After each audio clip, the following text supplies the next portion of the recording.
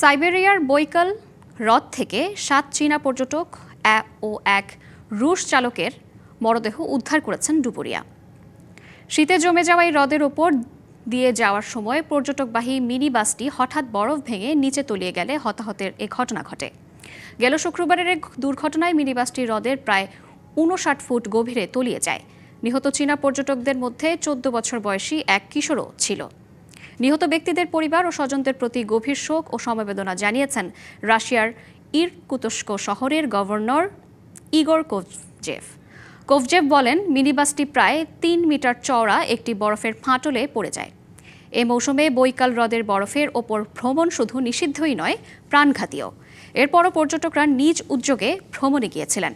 পর্যটকদের বৈকালে ভ্রমণের ক্ষেত্রে অনুমোদিত ভ্রমণ পরিচালনাকারী ছাড়া অন্য কারো সহায়তা না নেয়ার আহ্বান জানিয়েছে স্থানীয় প্রশাসন।